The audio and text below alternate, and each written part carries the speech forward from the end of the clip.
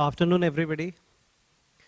I know post-lunch is always a bit napping kind of time. We all are in that state, but we hope to keep you a bit alive and active. uh, I would like to share a few of the ideas before actually I throw light on what's happening in J&K. I was just sharing with my fellow panelists some time back that a state like Jammu and Kashmir is going through multiplicity of challenges. Apart from that, I would say financial inclusion and Aadhaar, they have got such a wonderful interlinkage that today it is a bare fact that none can survive without each other. That's always on the cards. So this particular thing, especially Jan Dhan Yojana and the way things have progressed all around in different places, especially in a place like ours, we not only want that Aadhaar should become a part of the financial inclusion process only, but I would like to share one very lively example. Last year, I specialized in e-governance from a premier institute, and there I developed a solution which I would love to share with all of you. That's primarily based on linking up one thing which is known as PRC, Permanent Resident Certificate. This is a mandatory requirement under Article 370 of Constitution.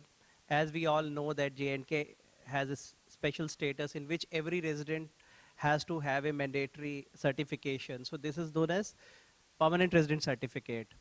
In this particular certificate, what happens is all 5 fingers of a male or a female, left or right, this is basically embossed on in a traditional manner with kind of in a manual manner, and this is how this document is made.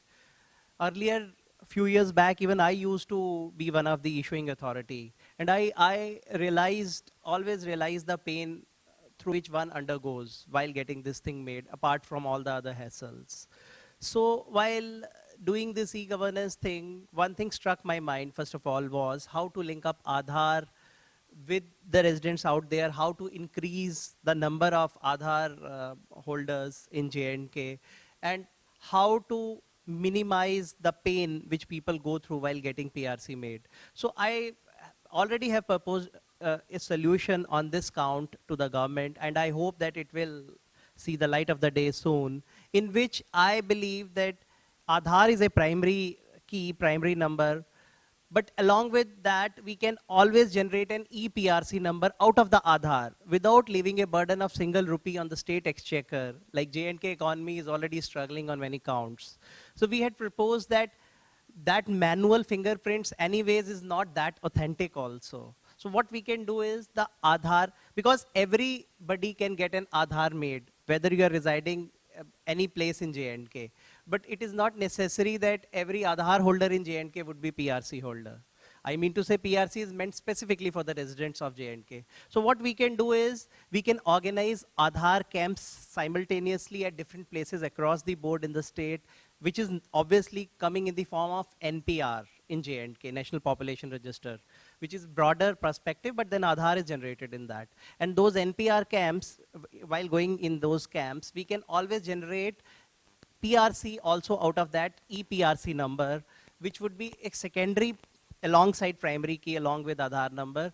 And those people who will be identifying would be obviously the revenue authorities that this person is a permanent resident. He or she can be issued a parallel number along with Aadhaar.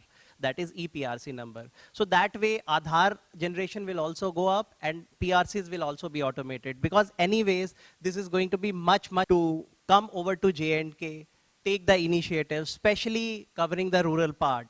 I was just discussing with few of my friends sitting out here from the banking sector that we ought to adopt BC formula very strongly in a place like JK. Like micro ATMs can do wonders there. Because I know it is very tough to make people come out, even reach up to ATMs. I have held meetings for the remotest terrains out there with a lot of bankers, lot of heads. Sometimes they find it difficult to open up branches in far-flung areas, and that is understandable. You go top of the hill, when you have to take logistics there, you do cost benefit analysis, financial viability. I don't even blame them for that. But then there are many beautiful things which have come up in the country over the years, especially with the kind of advent of technology, with this Aadhaar, with so many things which have come up. DBT again is picking up very well. I will quote you some examples. Just last week, I was sitting across with few of my colleagues out there, and they shared their experiences. Already that Aadhaar seeding, you know, that LPG cylinder thing, which has been a talk of whole day. Even people are now in J&K availing that benefit. They say that we got that thing done, and within, I believe, 5 to 6 hours, they got the money back into their account. So that's fantastic. So J&K is no far lagging behind so far as those initiatives are concerned. My only point is, like, we need to come off ages. We have to come out of our inhibitions that it is a place which is tough, which is not secure. There is nothing like that. I would invite all you friends, take the initiative, come over there, see yourself, send your teams, go for some innovative things like BCs, come with some innovative formulas just to reach out to people. You can have those publicity campaigns.